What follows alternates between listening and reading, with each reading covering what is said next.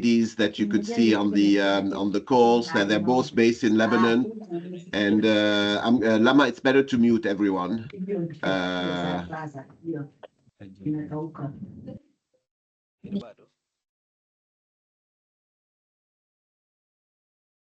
Very good. First, it's great to see you.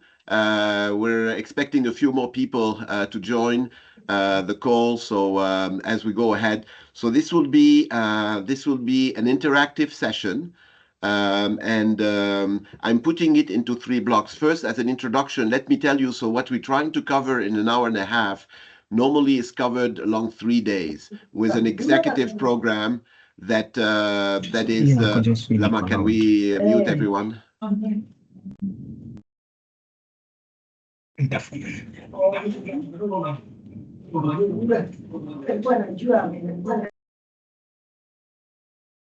Okay.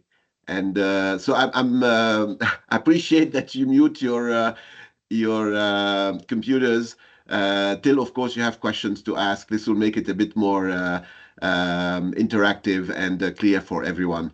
So we as an introduction, so I said we're going to divide it into three parts.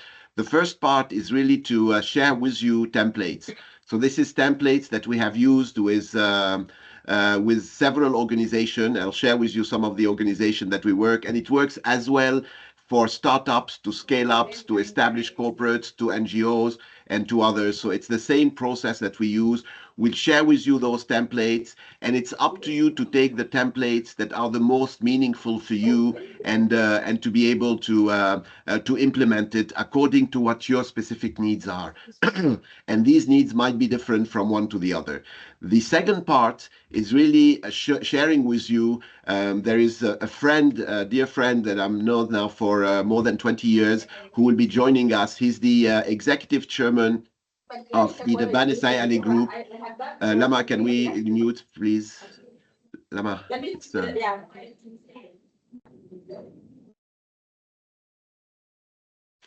all right, so please, Lama, we need to mute them. It's because they're when we talk about a big groups, they're all over the place.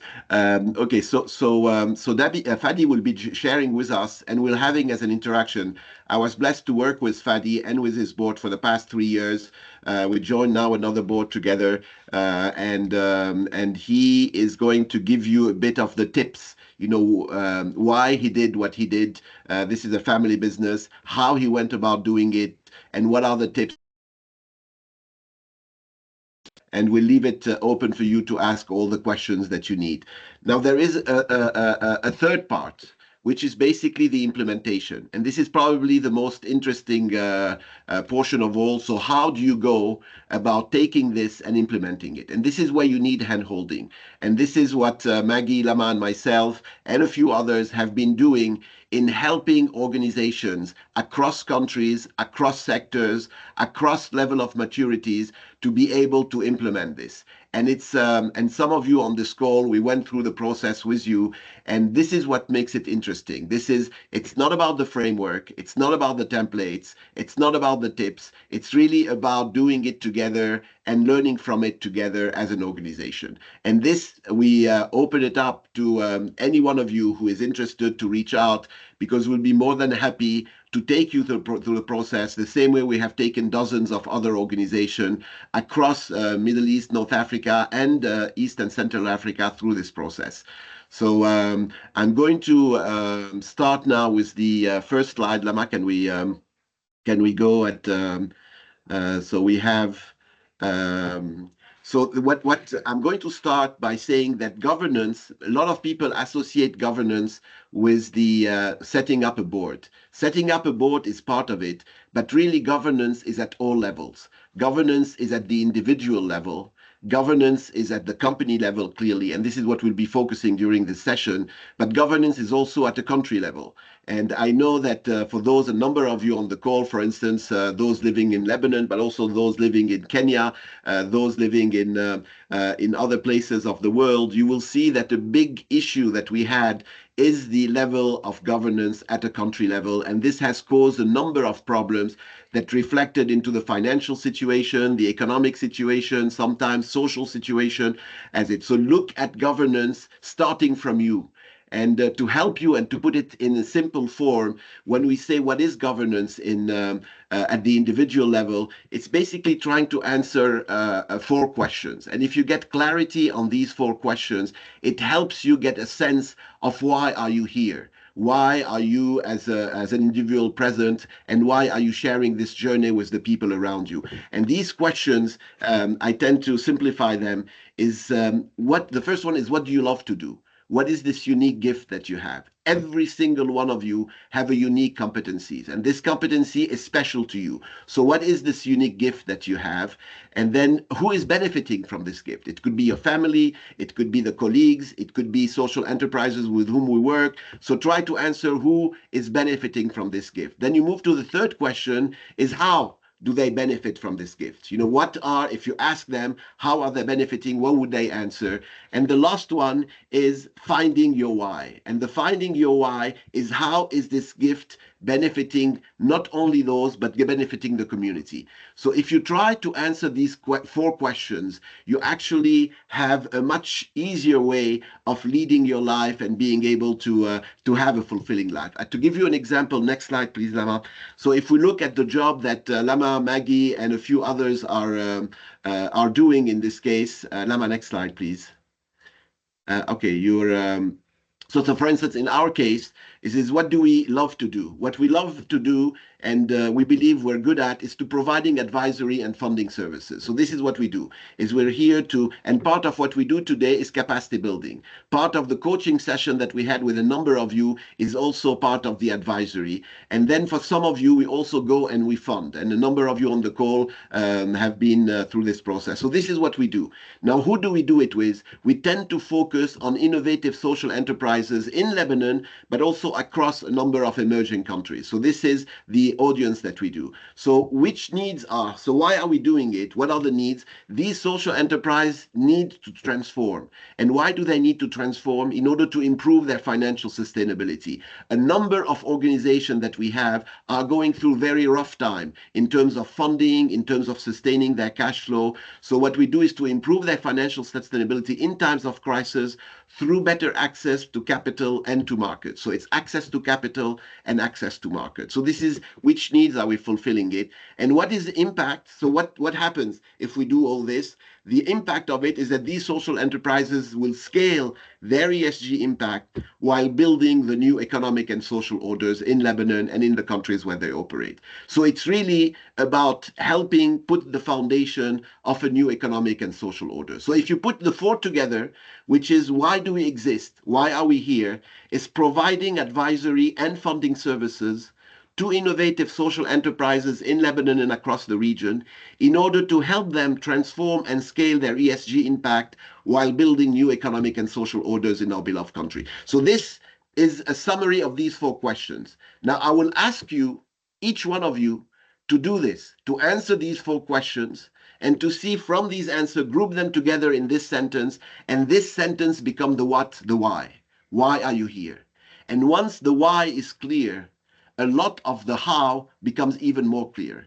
So this is a first step at personal governance by answering those questions. And if you need help in going through it, you have coaches available who could help you. You have others. We, of course, are present and we'll be more than happy to work with any one of you on it. So this is in terms of personal, which is different from the board. But if you look at a board level, or even if you look at a country level, it's the same.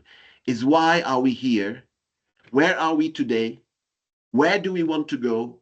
And what is our role in this journey? And this process is the process that we believe applies across individuals, across organizations, and across countries. Now, why is governance important? Effective governance is at the core of successful organization, especially during the times of crisis. And a number of you in your countries, you went through crisis, devaluation of your currency, unavailability of funding. You have the high interest rates that you have, extremely dynamic environments where you might end up, having a drop in your revenue, which is substantial. You have cash flow constraints. So all of those, the stronger is your governance structure, the better equipped you are in dealing with these moments of crisis. So this is at the core of organization, and it's the core, of course, of countries. And this is why in our country, if you ask me what is the single reason why the country is in the situation it is today, I will tell you it's the lack of governance. So this is, and I know that this is similar across a number of the other countries. I was blessed to work in West Africa, in East Africa, and there is a lot in North Africa, and there is a lot of similarities there. So this is, and investors actually value it.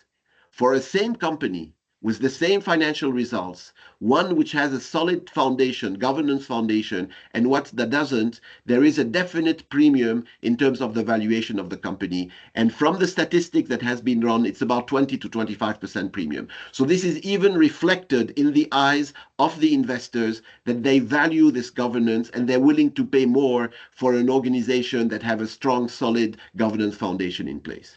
So this is one of the reasons. Only organization with a solid governance structure will be able to address that challenge in terms of access to capital and access to new markets and access to talents.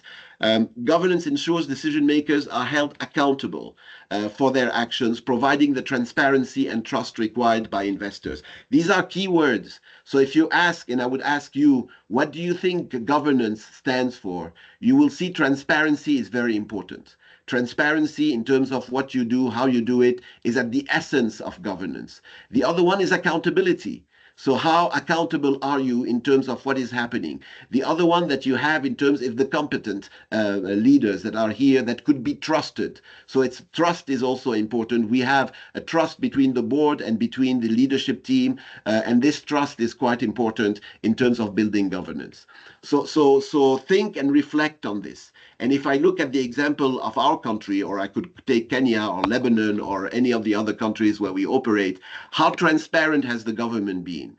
How accountable has the political been in terms of addressing? And I tell you, on these two scores and on a number of other scores, there might have been a number of issues. The last point is governance ensure timely execution of strategic initiative with efficient use of resources, helping companies grow and scale while safeguarding their financial sustainability. At the essence, governance is here to put this foundation to allow you to grow, to allow you to transform while protecting the interest of the stakeholder. And among the stakeholders of course, the shareholders. So the shareholders insist of having proper governance so as to protect their right and to protect the ability for this organization to blossom and to grow. So this is in terms of the why governance is important. Next slide, please, Lama.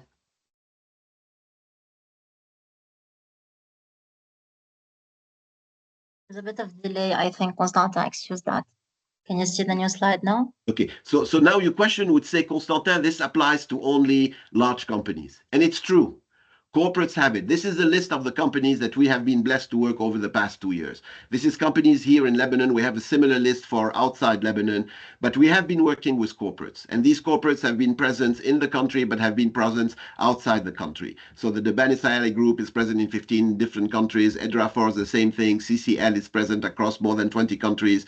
Technica, etc. So these are groups that are operating, but it's the same approach that we use for NGOs. You have a list of those NGOs, of startup that we're working with, and of scale-ups that are here, that are growing, that have a proven model, and it's the same approach, same methodology, where we sit down with them, understand what the gaps they're facing, understand what are these competencies that they have, and help them put together the governance structure that would allow them to transform, that will allow them to scale, and will allow them to be successful in it. CCHO is another example that we've mentioned, and you have a number of others that we have been very active. Some of them were active, and we have what we call a retainer. So we work over a period of 3 years, and we sit down together on a regular basis, look at what's happening, not only through board, through other discussions that we have with the shareholders and with some of the key elements in the leadership team. Now, the bottom are the organization that believe that this is important. They believe that it's important to the point where they actually fund. They fund the advisory work that we do. They fund all the initiative they're trying to do, and they do it either through programs or one-on-one initiatives that we have with specific companies. So these are active in Lebanon. They're also active outside Lebanon, and you have similar organizations that are here, understand the importance of governance, understand the importance of helping innovative SMEs, NGOs, scale ups, corporates to be able to scale, and understand the importance of generating an impact, being it economic impact, financial impact, being it an environmental impact or a social impact that you have. So they are here, and across all the countries where we operate, these organizations are here, because at some of these organizations don't have the means to be able to fund it. So these organizations are here and they know what is expected and they know the benefits of going through it. So what are we going to cover today? We're going to cover the foundation and benefits of effective governance. We're going to look at how do you typically compose a board. So what is the typical board composition and organization? We would look also at the split of responsibilities between the board and between the management team. So it needs to be clear so that there is a little overlap and we're all helping each other and supporting each other. We also look at the culture, risk management, and internal control. So these are also dimensions of the strong governance. We will also discuss the topics addressed and decision taken at board meetings, how are typically board agenda. Now, there is a lot of slides covered. We will not go through all the slides. However, all of you who have registered will receive a copy of the slides. If you haven't registered, make sure that you are reaching out to Maggie, that will be happy to send you the copy of the slides. Maggie, you could also send a copy of the article that we have written on effective governance for family businesses in the region. So these are the two documents. So those of you who have not registered with Maggie, please do so. You have her name and her email contact in the invitation. If you don't, just put your name on the chat box, and you will get the copy of the slides. So these slides, you could go through them.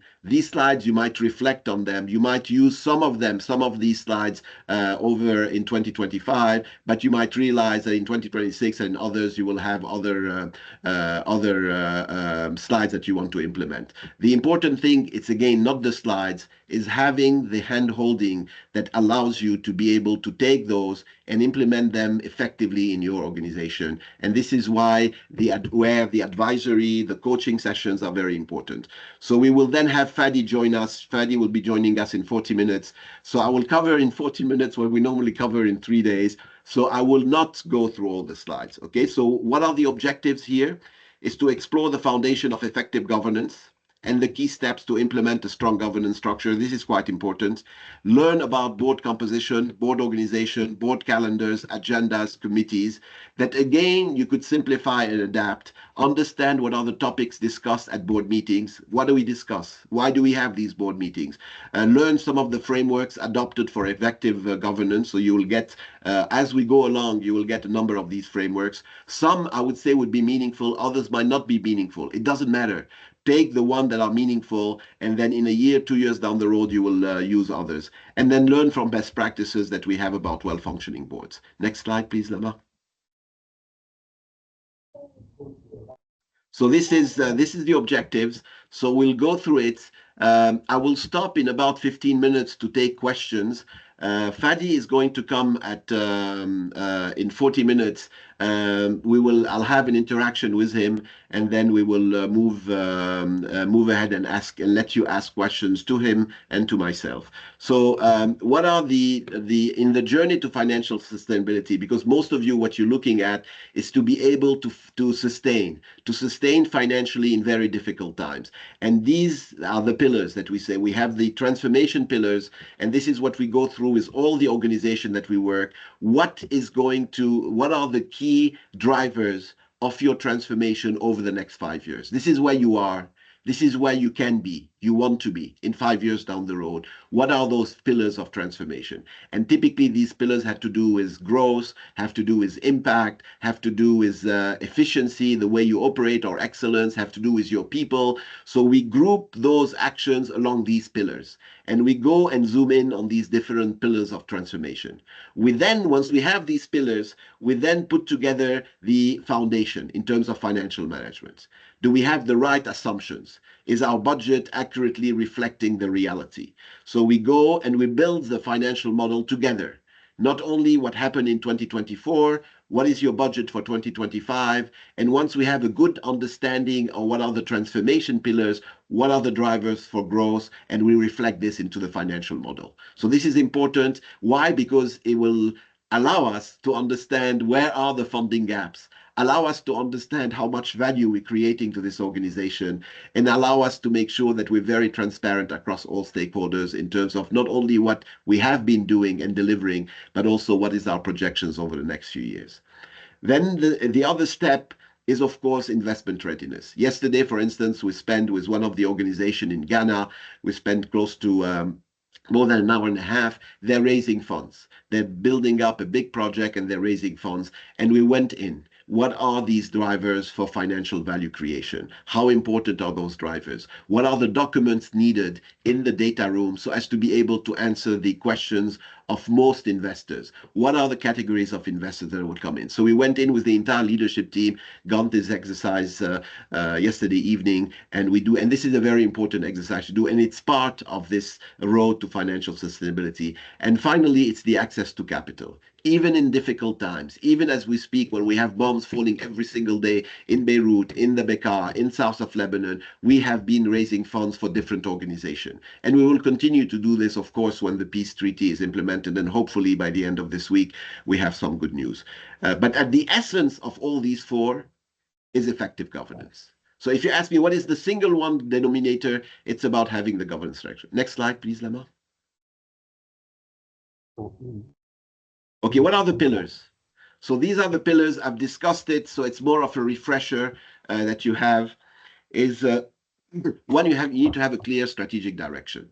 So why do you exist? Where are you going? Lama, can you mute everyone?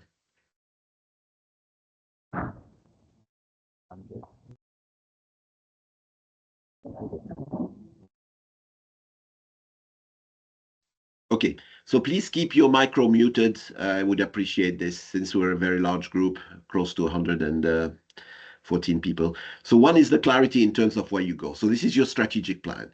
Not what you're going to do this year and next year, but also what are you aiming at. This is important, and it's at the essence of a good governance. Then you need to make sure that you have a strong, diverse, and complete team. And leadership team is not only the people that are working with you. Leadership team includes your board, might include advisor, might include other parties that are important for you to help you and to coach you in this process. So the team is important, the direction is important. Then what you need to make sure is you make sure that you have independence. You know, in a number of boards, what you end up having, you have the, especially family boards, you have all the family members, or you would have all executives that are operating in the companies. But this, unfortunately, if it's all executive or all family members, and if you don't have independent, people have sometimes conflicting interest. So it is fundamental to make sure that we have independent members to the board. Independent means that they're not family members. Independent means they're not executive, so they're not part of your leadership team. And without independence, that will provide. I'm sorry, I have a cold that have been with me for a couple of weeks, and having a tough time getting rid of it. So you will have a difficulty in coming up with clarity, and especially when you have areas of potential conflict between it. So the importance of having independent board members is fundamental. Transparency around performance, strategic direction. Transparency means sharing. And with most of the group that we do, when we had together, we have the people from EHS, we have the people from CCHO, we have other people in the group here coming. What we do from the bank is we share. This is where we are. So this is where we are as an organization financially. This is where we're going in terms of the either the budget or the projections. And these are the different actions that we're putting in place in order to make it happen. This transparency is quite important in order for people to trust you. If things are hidden, we don't know how we do, we don't know if it's good, we don't know if it's bad. What happens is that you have the rumor mill start, and this is terrible for organization. The more transparent you are, the more consistent you are in the way you communicate, the better it's going to be. Accountability is important. So the way we do it is we do it through what we call the balanced scorecard, or having clarity in terms of the key performance indicator. And one of them is, of course, the financial budget. The other one, of course, is the key strategic initiative. And this is what we spend the time in defining those for next year, on defining those also potentially for 2 to 3 years, then moving in and deciding what are those for the next 12 months. So accountability is important. So it's not only about transparency, it's really about holding people accountable. So for each of these initiatives, you have an owner, and this owner, of course, has the responsibility to deliver within a certain time frame. The risk management element is important, and this is at least once a year, and sometimes it's twice a year, is to be able to assess the risk that we're facing, especially in the circumstances where you have high volatility. You might have a war, you might have a financial crisis, you might have a banking crisis. So, and this will affect your business. So what are those key risks? How do you go about defining what are the ones that have greatest impact, lower impact, which are the ones that have high probability of happening, low probability of happening, and then what do we do with the one that have high impact and high probability? Now, this process of risk management is fundamental. You cannot have proper governance without having a risk management framework in place. And we'll show you the templates that we go through. So this is essential to any organization. And this is coupled with what? With internal control, well-documented process. In some ways, to give you an example, one of the team members that we have here, and Fadi is the head of the, as I said, the executive chairman of the Bani Sayali group, is we went a step further. We decided to map all the companies within the group along 2 axes. Lama, can we mute, please? We have along 2 axes. One axe for each, and they have more than 40 operating companies across more than 15 countries, is to look at how much financial value these organizations are going to generate. So on one axe, what is the future financial value creation of these organizations? And on the other axe, what is the risk that we have?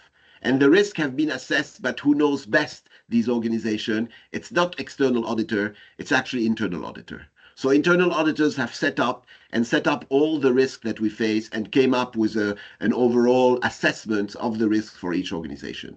So on one map, we have the risk and we have the financial value creation. And by looking at this, it allows the board to do what? To focus on the one that have, of course, high value creation potential and have low risk. And how do we go about investing in these organizations?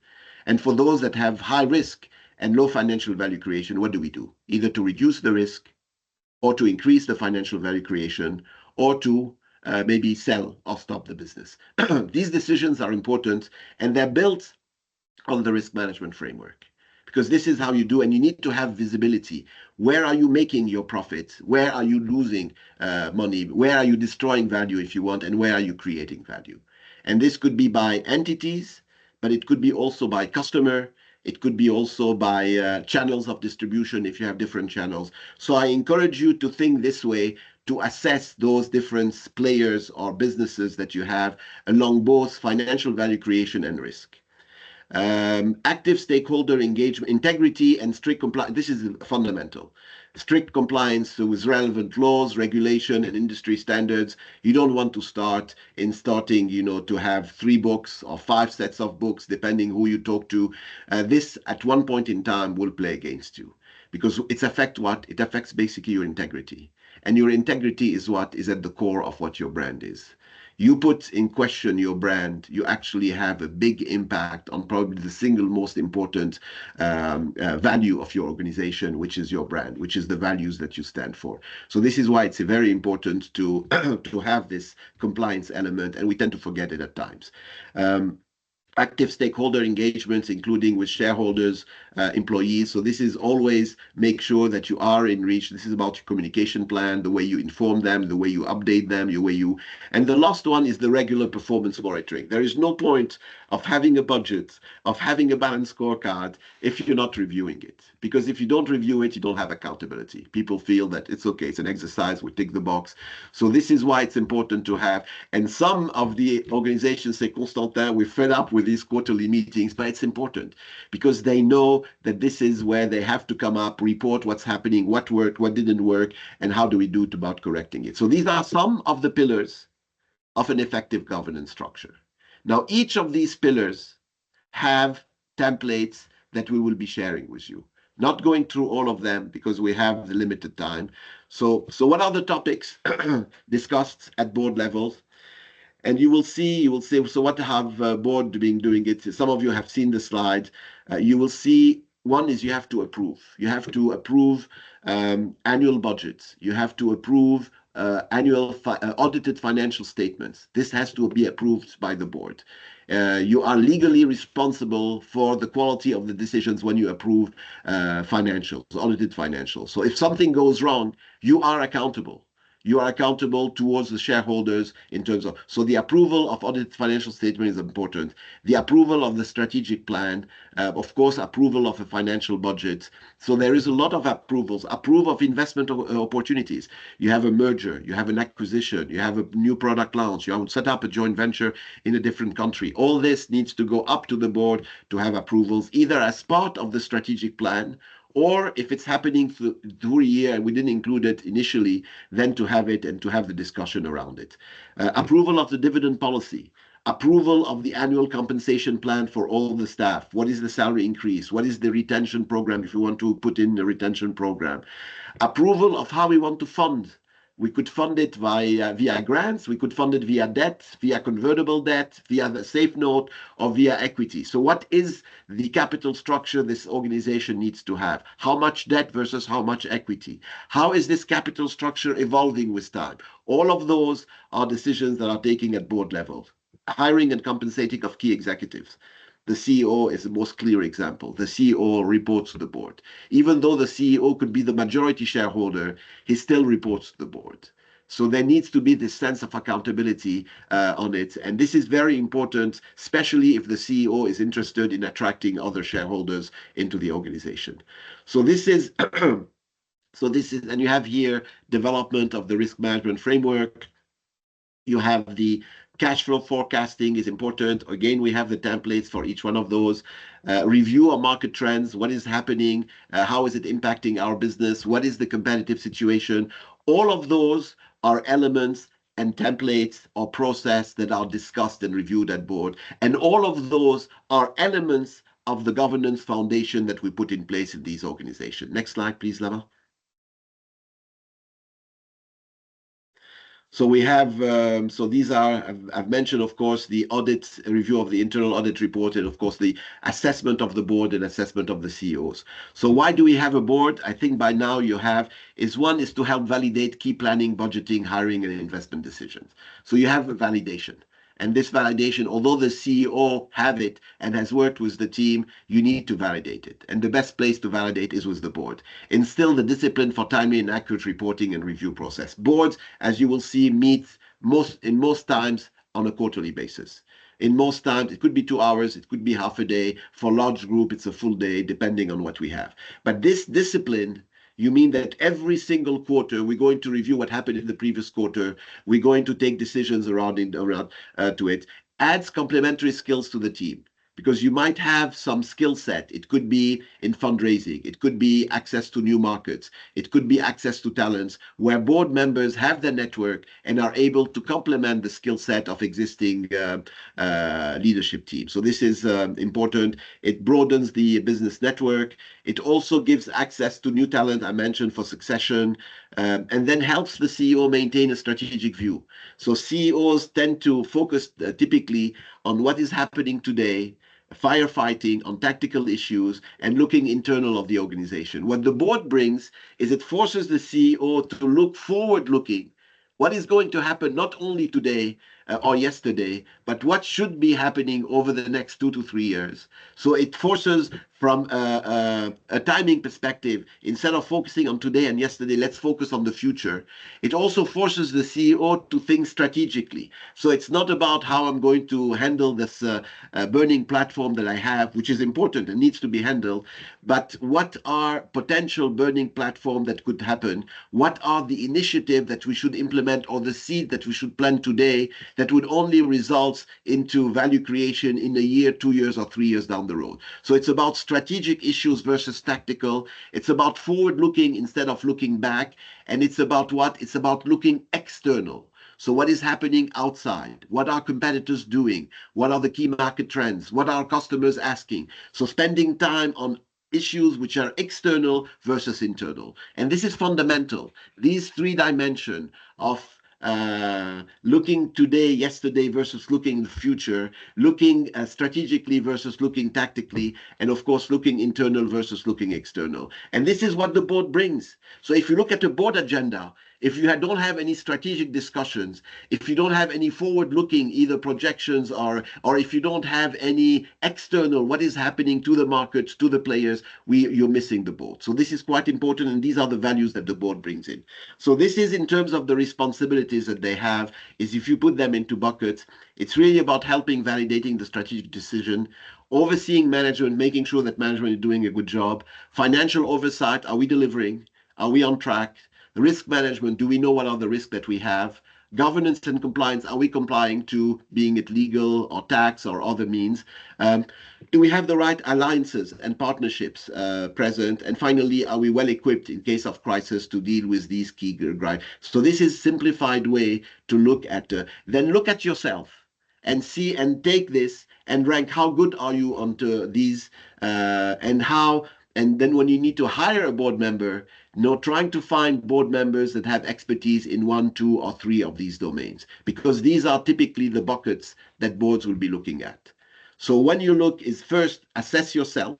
How are you on those buckets? The second one is trying to look, when you look at your board composition, are you well equipped to be able to deal with all these dimensions? So how do we do in terms of ensuring effective board? First is you look at the board composition. Then you look at the clarity in terms of responsibilities between the board and management team. Then you plan and you manage your board meeting. And finally, you evaluate your board. The same way you evaluate your CEO and the key leaders, you also evaluate the board. Is the board adding value? And if the board is not adding value to your organization, to you, to the shareholders, then it's not the right board. So what do we do here? What do we look at board composition? We look at these are the different elements. It's important to have diversity. Diversity across sector expertise, functional expertise, diversity in terms of gender, diversity in terms of age. So the different, it's very important because we don't want to have, everybody thinking and feeling the same way. This is terrible for boards. You need to have diverse view because diversity is what drives discussion and drives quality decisions. Independence is fundamental. I've mentioned it. Expertise and skills, I also mentioned it, in specific areas that are important to you. Experience, the track record, not only as a leader, but also as a board member. Which board has this person been working with? How much value has been added? And check the same way that you're checking on the hiring of of your CXOs, you will need to check on your board. The board size, typically how many? 5, 7, 9, it's always an odd number depending on the size of the organization. I would say between 5 to 9 typically that you have. The tenure, normally you have those for 3 years and then you renew. Some of them would do it on 1 year or 18 months, but in most cases it's 3 year. The culture and dynamics that you have. So you need to make sure that your board member is aligning with the culture, because the last thing you want is to have a person who comes in who's completely different from the culture. And so it's important to ensure that there is commonality in terms of the values. And of course, you need to make sure that the person is available, because a lot of people would say, look, I'm on the board of 10 companies. If you're on the board of 10 companies, you don't do anything else but to do this. So it's important to see whether the person is available, because we need to schedule those board agendas typically 1 year in advance. So now in November, December, when we have our board meeting, we actually fix the dates for 2025 board meetings. And typically when you're with a company, it could take you not 4 days, but it to take you, because you need a day to prepare, to read the board pack. You probably need some time also to meet with key players, partners, employees. So on average, it takes you about 10 full working days if you want to add value to a given board and to a given organization. So you could make the calculation quickly. So if you have a full-time job, you probably not be able to be present at more than one or two boards. Anyway, so this is so tips on board composition. So you start by identifying where you need help. So what is today your burning platform? Is your burning platform on growth, or is it on fundraising? Or is it on accessing new markets? Or is it on, I don't know, in terms of hiring? So where is the pain points that you face? And based on these pain points, this is the sort of skill set that you need. So you have to align the background track record of the direction with the organization pain points. So this helps you. Align the choice of the board's members' profiles, breadths, and years of experience to your organization maturity and growth stage. So you turn to have an alignment in this. Includes former executive, retired C-suites who can not only bring valuable strategic insight to the board, but can serve as mentor to the executive team. This is also important. We have a number of people, and this is probably people that have done it, that have been on boards, that had a successful executive life, and now are in the process where they want to continue being active. I'm 68. I'm fully normally retired, at least by Swiss standards, getting my pension plan and everything on it. But at the same time, it's for me very important to sit on board of selective number of companies where I share the values, where I share the impact that they're trying to generate, and where I really not only enjoy in contributing, but also enjoy in being there. So you end up selecting those boards based on those factors that I've mentioned earlier here. Next slide, please, Lema. So this is on board composition. So this is another way to look at it. So what you do is the roles would evolve. So if you are a startup, or if you're into revenue generating, and if you're into growth, you have different type of profile that is needed. Say, for instance, when you're a startup, it's really about ensuring that you have a business model that function, ensuring that you have customers, early adopters, that you have, ensure that your product are the right product that you want to do. So the whole product validation, market validation is essential, ensuring that your strategy is well implemented. And as you move towards maturity, in this case, you have difference. So be aware that the needs are different based on where the organization is standing. Whether it's a startup, a scale-up, or a mature organization, you will have different needs and hence different profile in terms of the board's members that you end up selecting. Next slide, please, Lema. So these are all templates. Again, you will choose the one that makes sense for you. You will adapt them. Here, this is another way to look at board. So we decide this is the rationale. So these are the key elements. I need help on investments because we're going to be raising. I also need help on strategy. I will need audits because it's important, given the size of the organization today, somebody who has experience, and maybe legal. And what you tend to do is you tend to look at what is the rationale behind this position, and what are the possible backgrounds that you'll be looking at. So if, for instance, you're going to raising funds, what you need to do is you need to have a former senior investment banker from I don't know what bulge is, bracket bank, Lema. So maybe this need to be corrected. Basically, from an investment bank or from a private equity, you need to have a former senior partner in renowned private equity firm, or you could have a partner in investment house. So these are elements where you'll be looking at. So this is another typical framework that you could use. Next slide, please, Lema.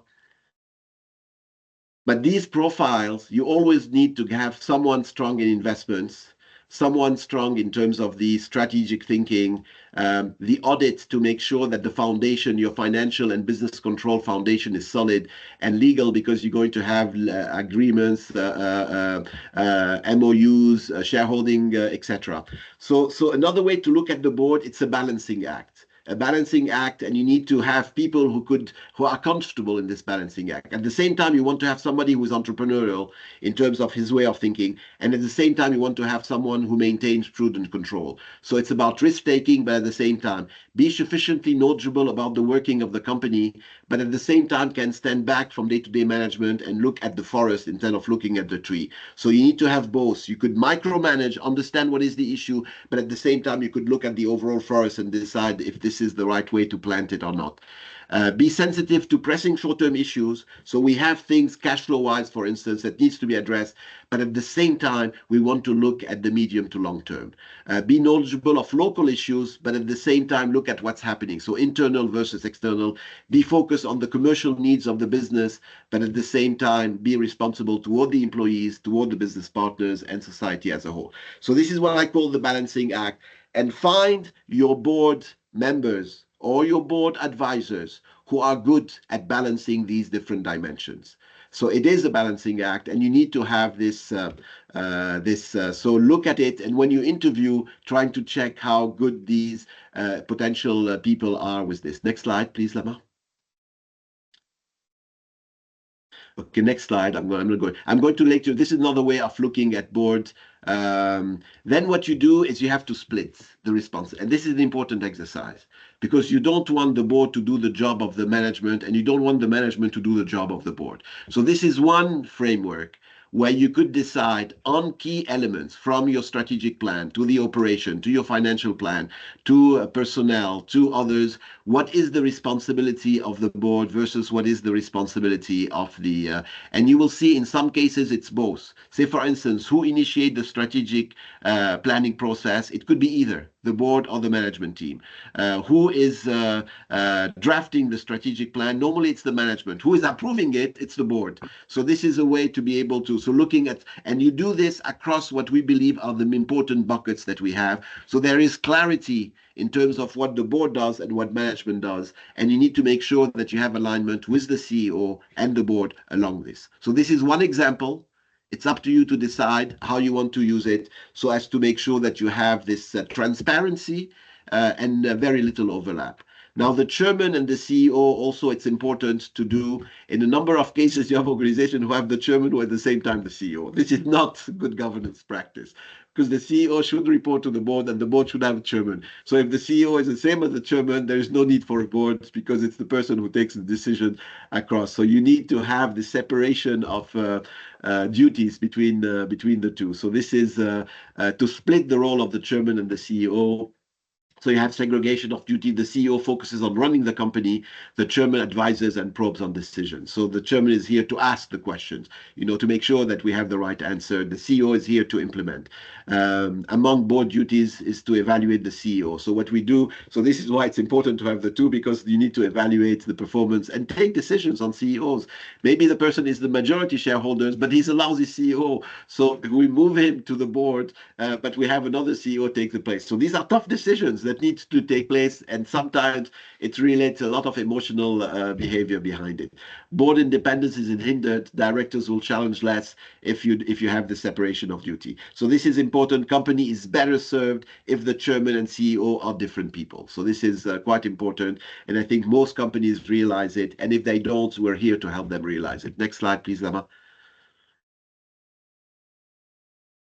So all those points are either frameworks or there are statements for you to help. Now, in terms of board organization, we're going to touch on 4. We'll show you the templates. We'll let you reflect on these templates, come back to us with your questions. So we will cover the agenda. Any board needs to have an agenda calendar and needs to have a meeting. So what is the meeting? So the agenda means over the year, and you will see there are different meetings. And you will see that the agenda is different from one board to another board. Do we need committees? And how do you distribute role within the board? Next slide, please, Lama. Hello. Thank you. Okay, so here what we do is a typical structure. You would have a chairman, you might or might not have committee. So I don't want you. So for instance, some companies have an executive committee. In a couple of the companies, these are the larger companies, you have the executive committee, or you might have an audit and risk committee. For each of those, you will specify, and I will show you the templates, what is the role of the committee, who is a member of this committee, what is the deliverables that this committee will need to take place. So this clarity on the charter for those are important. For startups, you don't need this. For scale-ups also, at one point in time, you will need to have an audit and risk. We call it Finance, Audit and Risk, FARC committee that will include to it. And you might have advisors. You might have people that you refer to, not necessarily part of your board, but people that you draw because you have a specific question, they have an expertise, and you draw them. You draw them as part of coming and communicating to the board, or you as a CEO would like to have a conversation, or the chairman would like to have a conversation with them. Next slide, please. So this is in terms of composition that we have.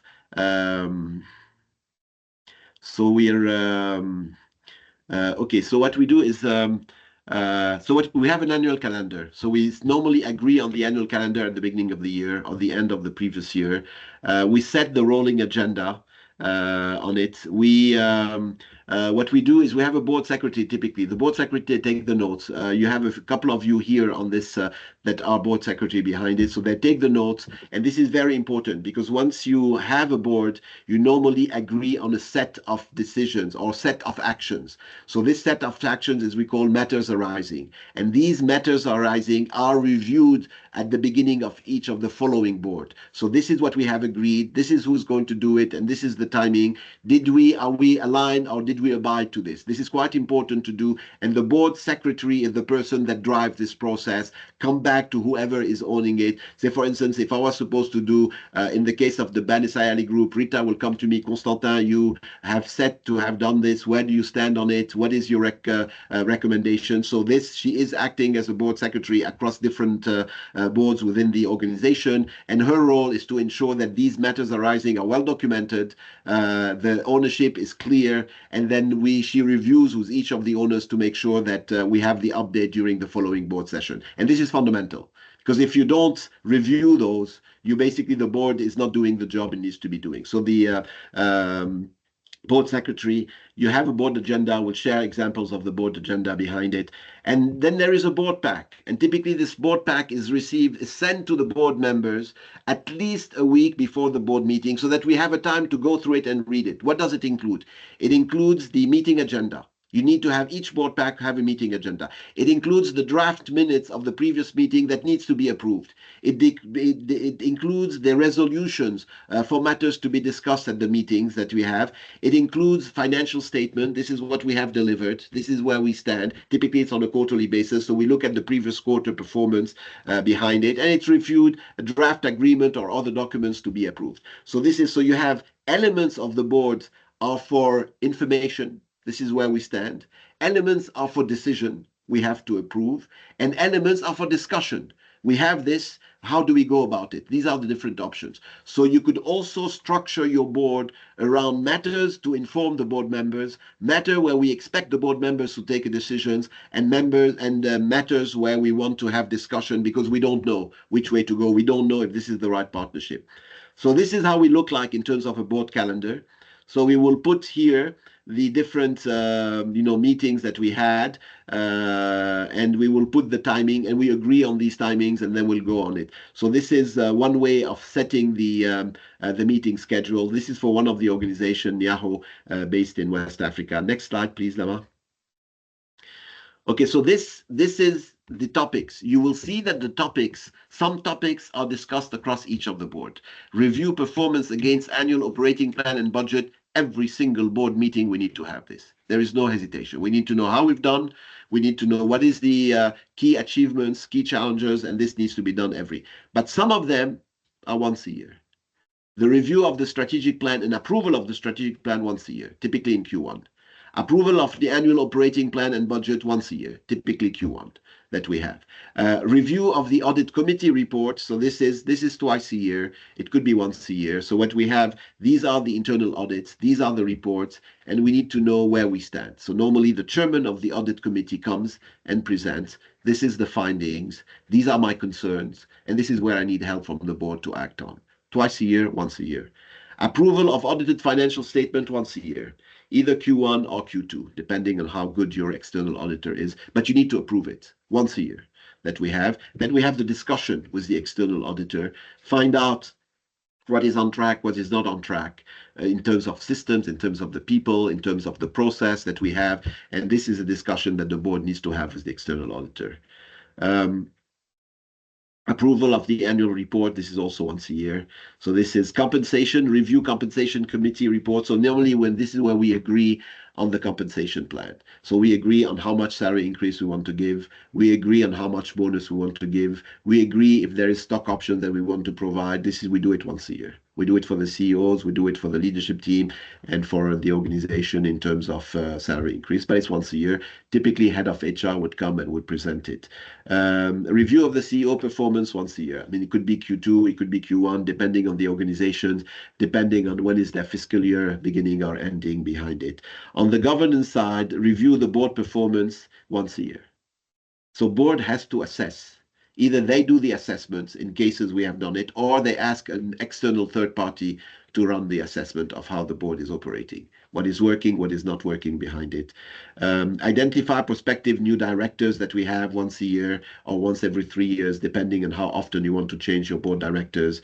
And the compensation. Board members for established companies, they have compensation, they have sitting fees, they have board fees, and this you agree once a year, the same way that you agree with the compensation of the CEOs. So here is another way to look at it. So we will look at the allocated time. Lama, go back. They're all going through the same. So these are different templates that we have that helps you put together your board calendar. So it's here, for instance, we specify the number of hours that we want to talk. So in total, you will see, and this is when we have, these are the topics we want to discuss, these are the hours. So this is another template that we use with another group that we have been working with. Next slide, please, Lama. So it's up to you to look at it, to see what makes sense to you, and then to look at your calendar and to look at the topics that you want to discuss along it. Lama, please, next slide. And the one after. Similar situation here, so I don't want to spend more time. Next slide, please. Okay, so this is, for instance, typical board agenda. The board agenda, you have the minutes. You have matters arising. So these are the actions we have agreed. So we review. What is the quarterly financial review? So we present. So either the CFO or the CEO would present. The board secretary will present the minutes and will present the matter arising. We discuss around those. We approve them. Quarterly financial review is for information. Cash flow forecast for information. This is critical.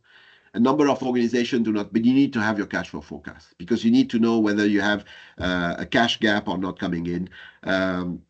Quarterly updates. This could be from the CEO, from the CFO, from others. So this is the update that they provide, depending on, but you normally would have always an update coming from the CEO.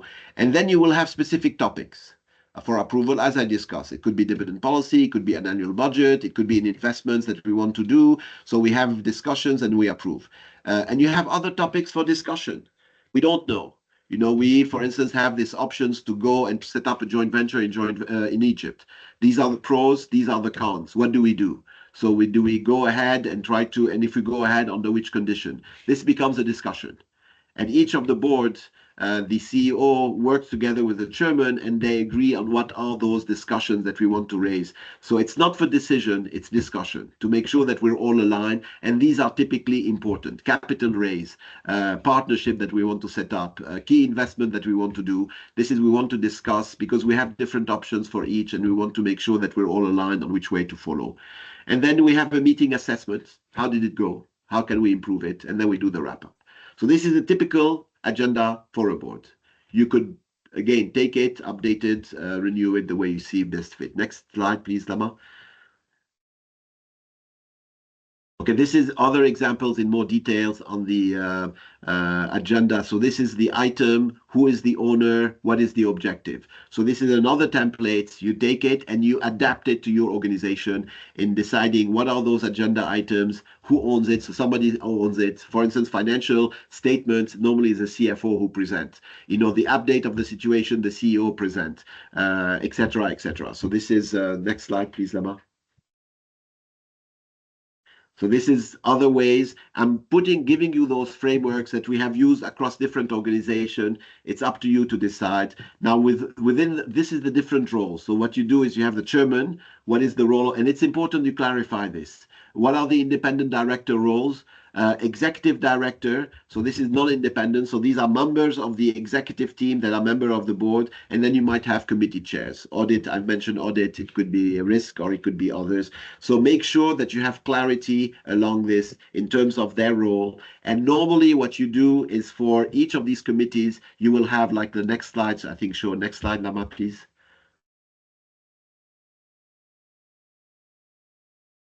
So so as to avoid confusion, what you do. So this is typical committees. This is, you will say, Constantin, there's a big list. You're right, it's a big list. So you start small. You start with no committee. You have only an advisory board. The advisory board becomes a formal board of director. Then you start to have an audit and risk committee. And then as the organization grow, you might have different committees. So at this stage, it is applicable for some. It might not be, but over a period of time, as you're successful, as you scale, as you grow, as you become more complex, these are different committees that might or might not be applicable to you. And each one here, we have set what is the purpose of this committee and what are the deliverables of these committees. Next slide, please, Lama. So the most important of these committees in my mind is risk and audit. When you want to start, you start with risk and audit. Now, internal controls is fundamental. This is the foundation. So what you want to make sure is that you have the internal, i.e. that you know that what are the key process in your organization. So what are those process? Are these process documented? Are these process and documented through standard operating procedure, SOPs? Are these process automated? Are the people trained on using these process? And do we have the right control in terms of ensuring that we have the proper use of these process across the organization? If we don't have this cycle, your business and financial control is at risk. And what happens is what are surprises. And these surprises could be higher provisions in terms of receivable, inventory obsolescence, it could be theft, it could be other matters that comes in. It comes to what? It comes to the fact that your business control foundation is not as solid. So it's not only about having the right internal control, documenting these process, training your people on these process, automating these process so as to avoid manual intervention. And I have an Excel sheet that we could play with. So it's all clearly automated as part of an ERP, a CRM, or others that you have, and making sure that we have the good controls that these audits. So this is important. And this is, if not, you have cracks. And once you have cracks in the organization, you have surprises. And once you have surprises, I tell you, banks are not happy. Shareholders are not happy. It shows that you don't have your foundation in place. So your role as a board to ensure governance is to make sure that these controls are in place. Next slide, please. And part of it and how you do it is delegation of authority. So this is how much authority in terms of approval is with the board versus with the chairman versus with the Nama, you've gone through all the slides. The risk management framework, I've gone through it with a number of you. So this is basically the process that board has to go through, identifying the risk, measuring the risk. This is the heat map, assessing these risks, the risk assessment, and then mitigating this risk. Another fundamental pillar in terms of governance. To have this exercise done once a year, ideally twice a year, or whenever we have severe crises like what we're going through today in some of the countries. So this is the process. Next slide, please, Lama. We'll go quickly through this one. We'll let them reflect, come back. And we're happy to facilitate this discussion.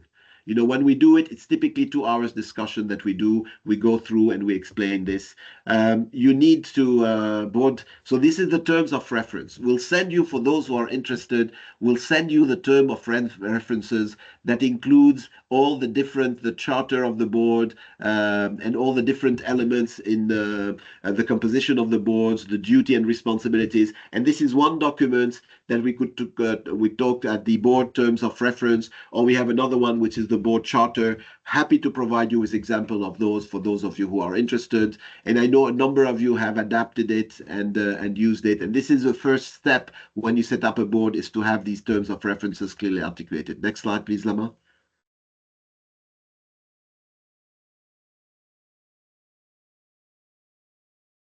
We're closing with the board effectiveness, Constanta.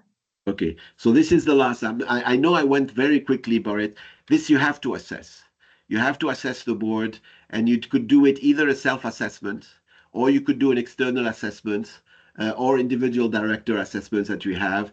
And you go this is how the process, the method that we do, and it could be either way. But it's important that you go through it because it's important. A board is a learning entity, and and there are things that we do well, and there are things that we could do better. So it's important for us to understand what are the things that we do well and to sustain doing these things. What are the things that we don't do well and trying to see how we could correct it and to have it open among ourselves in how to make sure that we could make it more effective. And it's a learning process. It's a learning process. It's a learning organization that we have. It had to do with the board composition. It could do with the board decision-making process. It could be with how well prepared we are in terms of a board pack. It could be how we take decisions, how accountable are we in following up on the decision that we have taken. So these are all different elements that we need to assess ourselves so that's to improve. As human beings, we have to improve. And these assessments are done typically at the end of the year when we reflect on the year, what went well, what didn't go well, and what can, same thing with organization, same thing with board. I'm going to stop at this point. I'm going to, so this is an example of a board assessment. So this is the example. Then you either have an external party run the assessment, sitting down with each of the board member, or the way you could do it is having the chairman facilitate the process, and we're all fairly mature leaders, and we go and we're very open about the feedback, and we assess it as a board. So we look at the board, and the chairman could drive it, and we have the assessments. So these are different ways, but the questions are always the same question. They're around the roles, clarity on the roles, the composition, the committees, if they're supporting or not, the meetings, how the meetings are organized, how is information flowing, the strategy and operation, fiduciary. So these are the typical questions that you will assess the board and then what's important is not the assessment itself. What's important is how well we have done compared to last year. But what's more important is for the areas where we feel that we're not good, what are we doing to correct it? So the board assessment is important, but the corrective actions that we're taking are as important. Okay, now what I want to do is I'm going to take, I know you have plenty of questions. Fadi, are you on the call? Fadi? Yes, I'm going to. Constanta, good morning, everyone. Yes, I'm on the call. Very good. Look, for Maria and others, I know that you have questions. What you do is keep your questions or write them on the chat. I'm going to have now Fadi. I'm introducing Fadi. Fadi is the executive chairman of the Debane Sayali Group.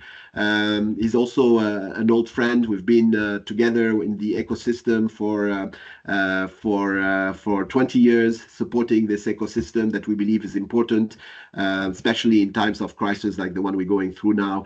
Fadi is, I've been working with Fadi for the past 3 years as part of the board of the Debane Agri, and for the past year as member of the board of the Debane Sayali Group, a diversified group that we have. But Fadi not only is chairing this, but he has also been on the investment committee and on the board of startups, of scale-ups, to support them and to grow them. So he has the perspective coming from a broad, diversified group, but at the same time having supported and funded a number of startups and a number of scale-ups. So I'm very happy to have Fadi with me.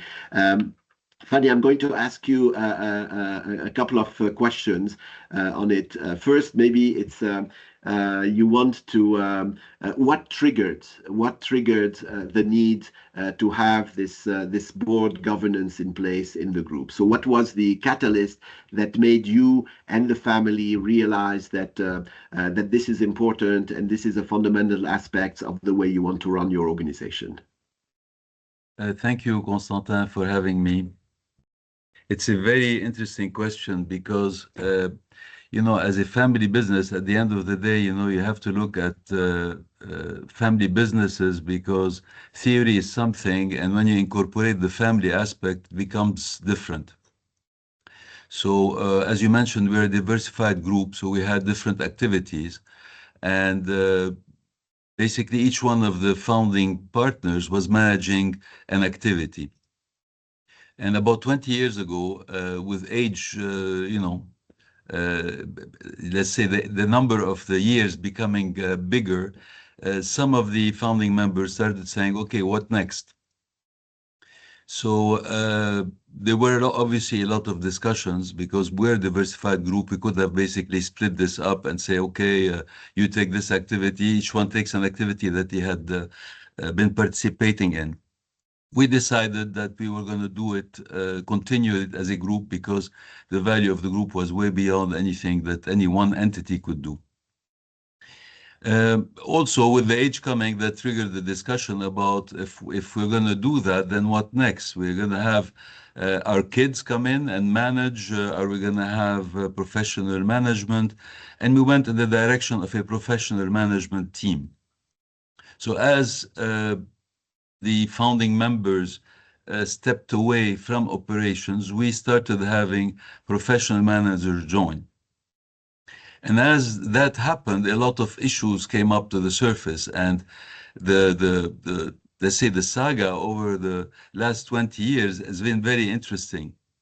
So there is no set answer in the sense that as you move, you're going to adapt. So my message to anyone who's interested in setting up a proper governance is really see what you need at a certain time and adapt to the needs.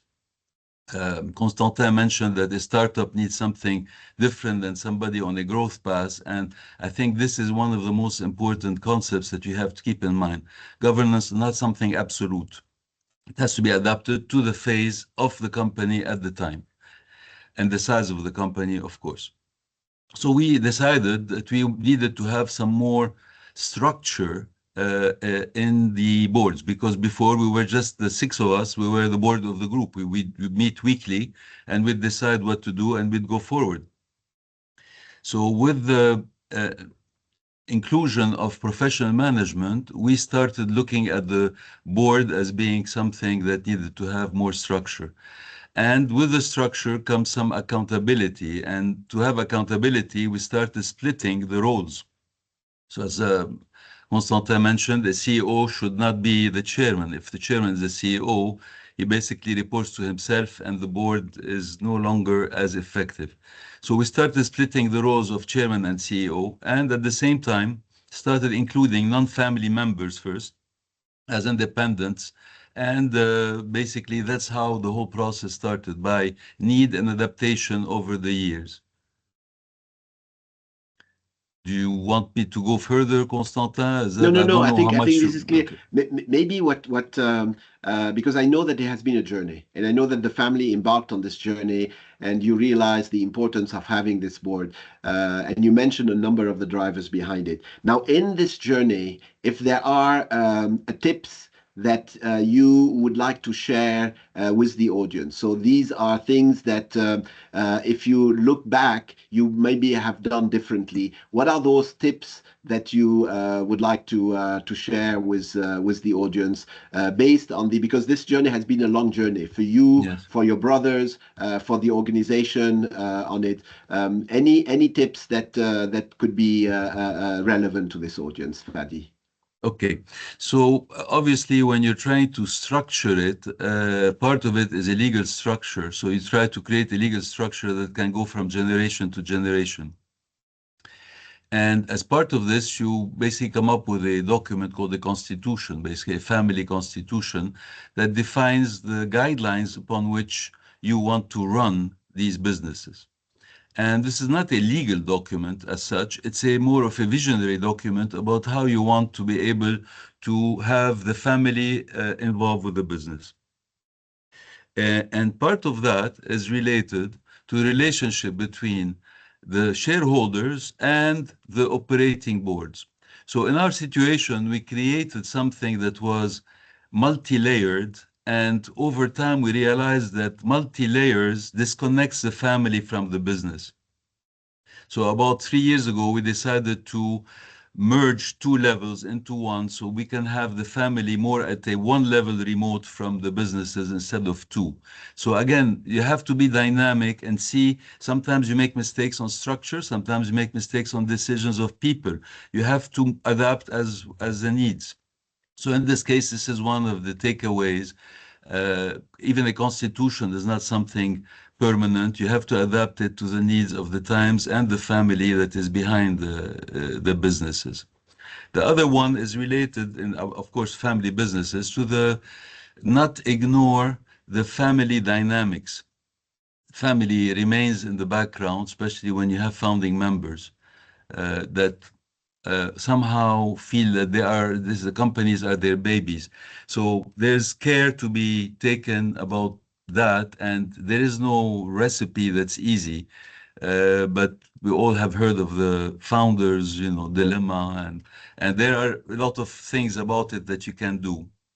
So all I can say is care has to be taken, and there must be some way of moving this forward. In our case, what we did is, although our generation, the founding generation, except for me now, are no longer active, we created a meeting every 3 weeks that we hold for 2 hours, where the founding members meet to basically be aware of what's happening in the business.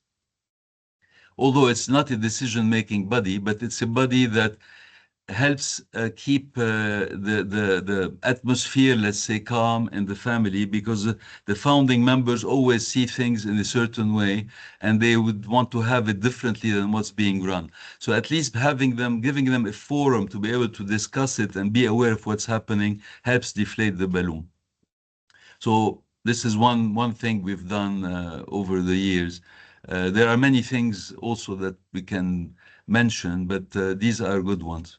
Constitution to be amended as needed, and basically keep an ear to the family that's behind it, because if the family is well communicated to, then it will remain on board and it will be a good relationship.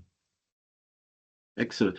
Fadi, thank you. Fadi, in terms of deciding how to go about selecting the right board members, you're sitting on different boards. What is the process that you use to decide, who could be the right board members and add the most value to the group? How do you go about it? And how do you go about splitting it between independents, between family members, and between executives? So so the selection process, and then the splits between the board composition between family, executive, and independent. Very good question, in the sense that it's really not one size fits all. So one element is the size of the board. So for smaller companies, I myself don't like boards that are more than 5 people.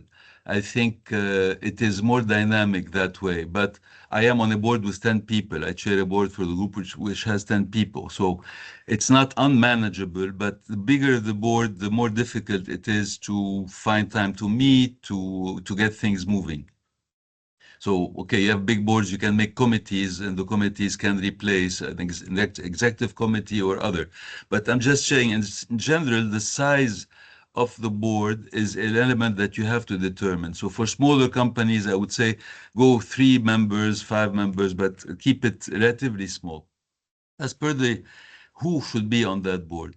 It really depends. If it's a holding board, I would go a certain way, but for operating companies, my recommendation is to have always 2 types, 2 key positions on any board, operating board. One is someone who really knows that industry.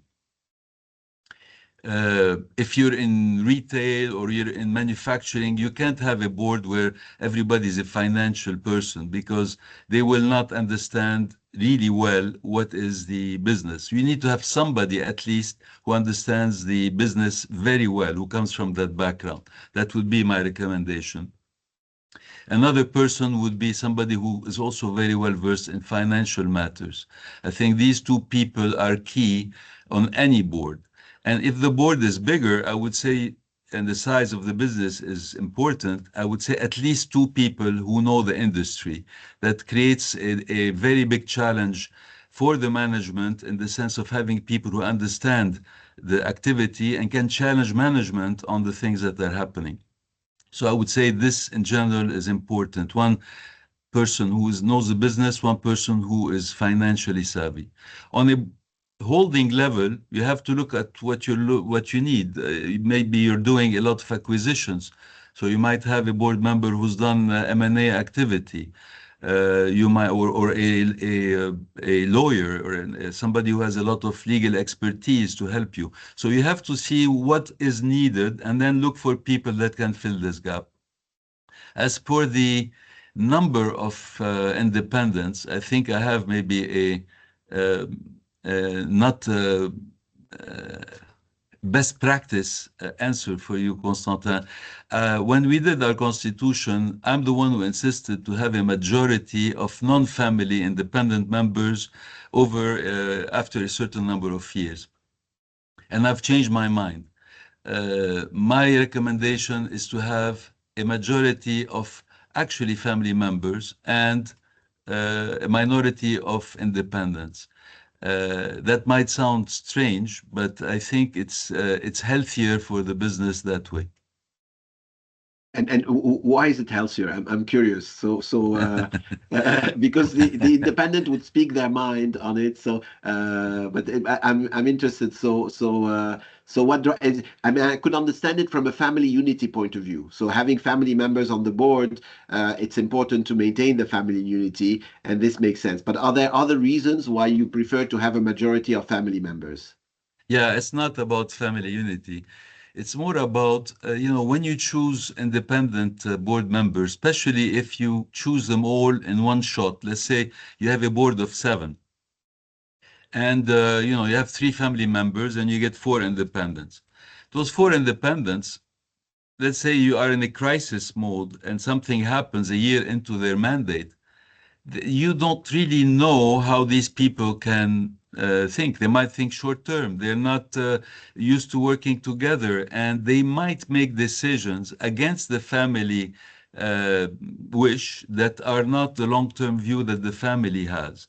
And they might not have the time needed or the commitment needed to spend and really dig in enough to be able to make the right decision. So decisions could be superficial.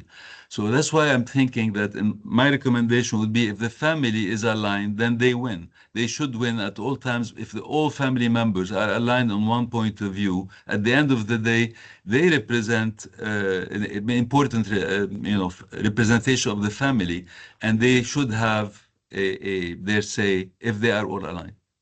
Very good. Thank you, Fadi. Fadi, we're going to take questions. I know Dr. Andari has been raising his hand through Maria Boulos. So Maria, I don't know if you know, so who is it? MZ who has raised their hands. Dr. Andari, are you still with us? Do you want to unmute? Maria Zaytoun. Maria Zaytoun. Yeah. Yeah. Yes, good morning.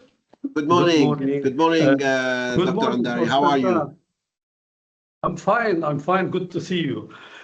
Constantin, thanks for the very interesting introduction by both of you. May I make 3 comments, very quick comments? Go ahead. Number 1, on the issue of governance and separation of chair and CEO. As you know, in Lebanon, the central bank back in 2006 issued Circular 106 on the issue of corporate governance and guidelines. In 2019, a law was issued in Lebanon, Commercial Law 126, and this came, I think, before the popular movement. It was followed with the anti-corruption law following the popular movement 2019. But unfortunately, both guidelines and law are very poorly implemented. This is number 1. And this is why you still see in banks chair and CEO combined. Yes. Number 2, there's a point I would like to make. It's the religious composition, a balance in our boards. Major corporations and banks like to see the mishmash of sects involved in the board. I think this is deplorable, and it amounts to religious bigotry more than anything. Number 3, on gender equity, under the UN SDGs there is the Sustainable Development Goal number 5, which takes into account the implementation of equality amongst genders. More than 140 countries have already implemented this equity business, and less than 50 have not, including Lebanon.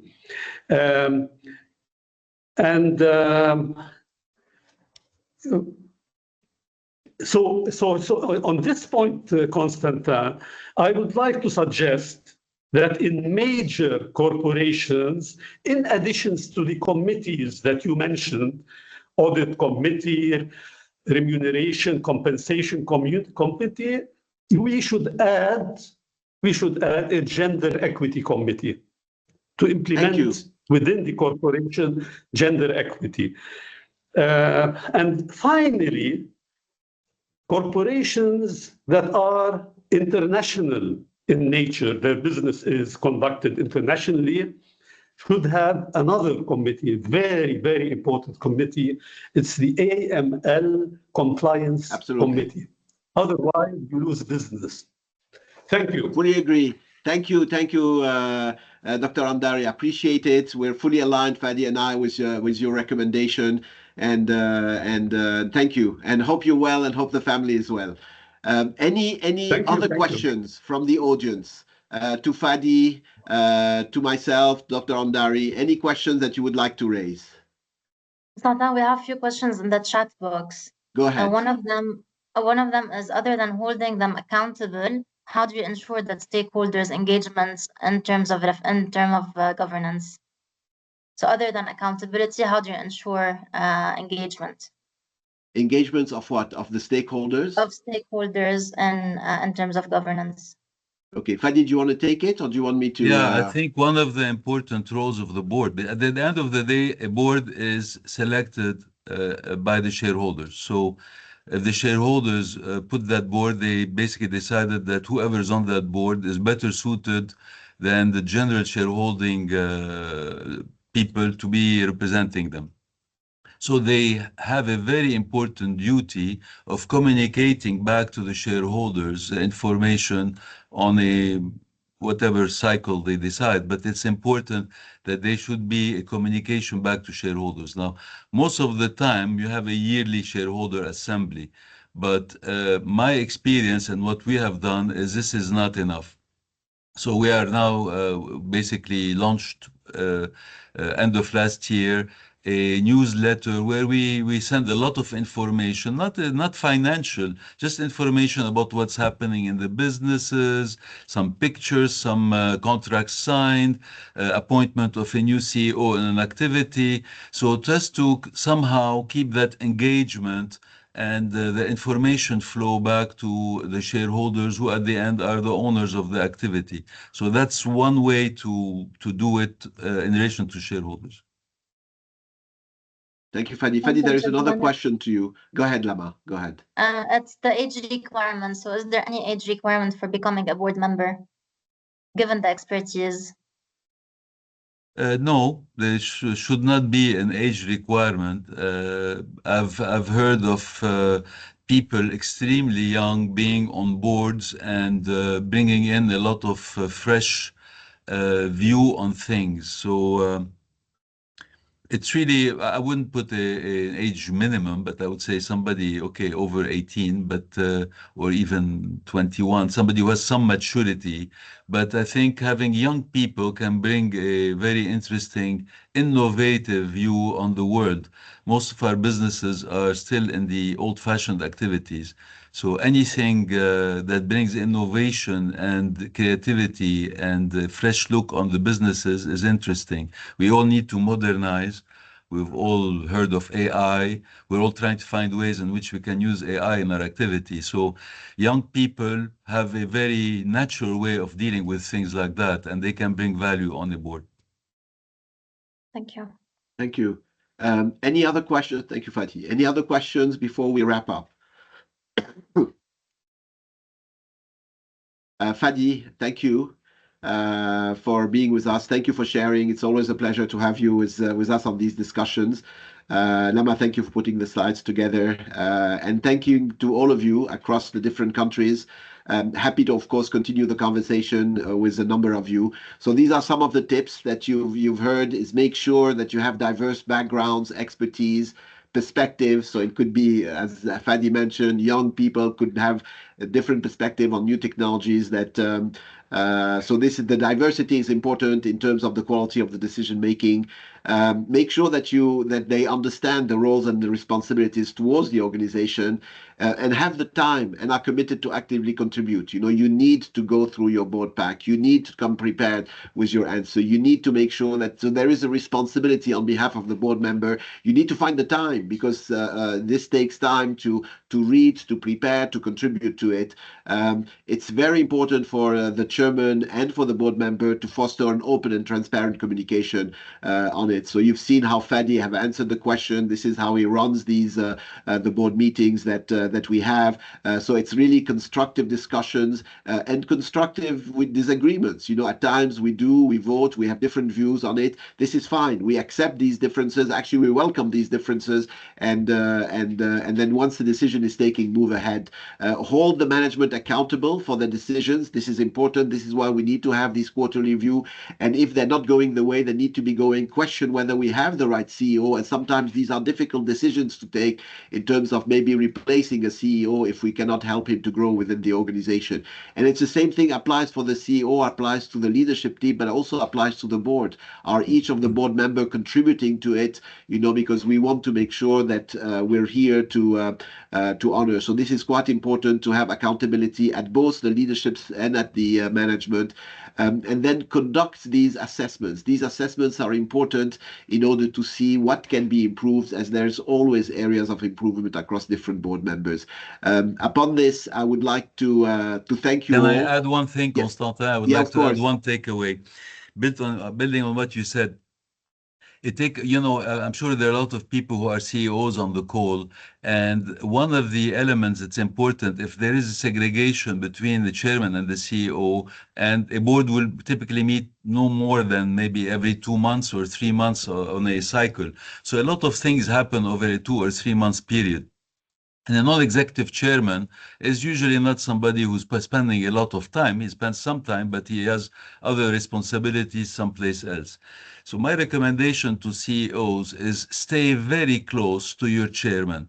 It's something very important. Have weekly calls or meetings, better face-to-face meetings every week with your chair, no matter what, because if that channel is open, then the chair has also a way to communicate back to his board in case something important is happening. I would tell you, as a board member, you would never want to be surprised by something that's happening in the organization at a board meeting. You would want to know about it way before. So as CEO, if you have that relationship with your chair, you will be preventing something like this from happening. Thank you. Thank you. There was one last question that came up on it, is how important is it to obtain certification related to good governance, i.e. you have all these courses, IFC, etc., when you have it. So what is the best certification to work on? So this is a question coming from, do you want to take it, Fadi? Sure. We have tried the Institute of Directors for some of the family members in London. It's a very exceptionally well-known, etc. It's a long, multiple session courses, etc. So that's the benchmark, if you want, and means of training directors. But it's not extremely adapted to our laws in Lebanon. They have a lot of concerns about, the risks taken as a director in Europe is very serious. As a director, you are responsible for a lot of things. It's a bit different in Lebanon, except in the banking sector, where it's the same as in Europe, maybe. Thank you. I would say in Lebanon, they have something that was done by the IFC. That's excellent. I think it's a very good solution. It's local. I'm not sure if it's still going on, but I know it was going on till about a couple of years ago, but that's a great program and it's accessible here in Lebanon. Excellent. Fadi, thank you very much as always. Lama, Maggie, thank you for all the logistics, putting the slides together. Thank you all. Have a wonderful end of the week. Stay safe, stay blessed, and stay hopeful. Thank you, Fadi. Thank you all. Thank you. All the best. Thanks. Thank you, everyone.